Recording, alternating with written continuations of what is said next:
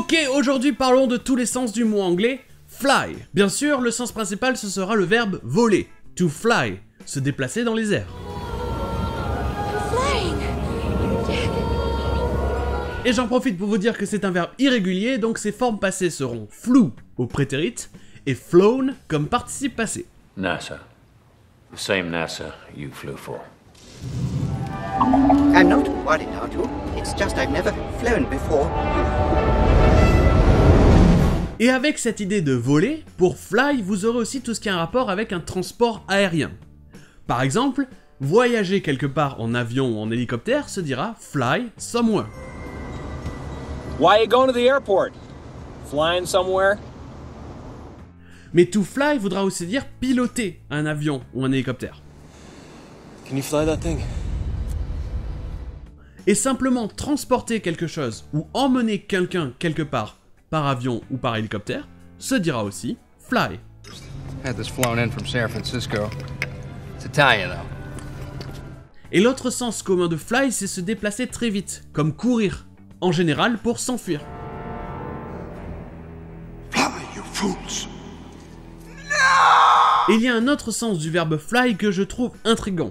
Par exemple, si quelque chose doesn't fly with me, ne vole pas avec moi, ça veut dire que ça ne marche pas pour moi. Je ne trouve pas ça acceptable. Je n'accepte pas, ça ne vole pas pour moi. Par exemple, dans un film, si des parents veulent dire « ce comportement ne sera pas toléré », ils pourront dire « this behavior », ce comportement, « won't fly ». C'est très particulier à l'anglais et dur à expliquer en français, mais c'est courant. The public likes you. That's the only reason that this might fly. Et à part ça, fly est un nom. Ça peut être simplement une braguette, a fly. Zip up your fly. Mais comme on l'a vu récemment dans l'épisode sur Butterfly, fly peut être aussi une mouche.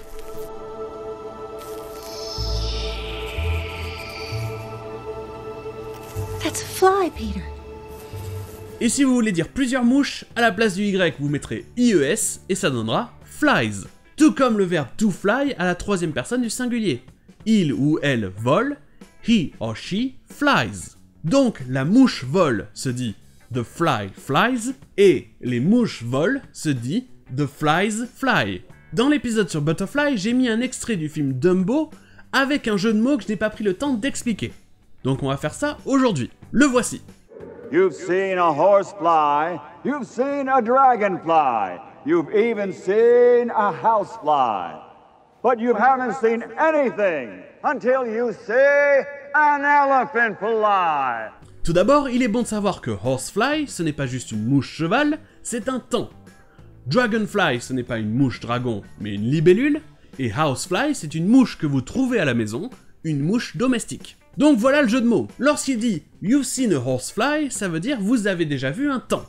Très bien. Mais à l'oreille, ça donne aussi « You've seen a horsefly », comme s'il n'y avait pas de tiré entre horse et fly. Donc horsefly peut être un temps, mais aussi les deux mots « cheval » et « voler ». Ce qui donne donc « Vous avez déjà vu un cheval voler ». Il continue comme ça en disant « Vous avez déjà vu a dragonfly », une libellule, mais aussi « Vous avez déjà vu un dragon voler ». Et ensuite il dit « Vous avez déjà vu a housefly », une mouche domestique, mais aussi une maison volée. Et tout ça, ça amène à la chute « Vous n'avez rien vu tant que vous n'avez pas vu un éléphant voler », puisqu'il s'apprête à voir Dumbo voler. You've seen a horse fly, you've seen a dragon fly, you've even seen a house fly. But you haven't seen anything until you see an elephant fly. Et voilà pour cet épisode sur Fly. Et sur ce, je vous dis à demain!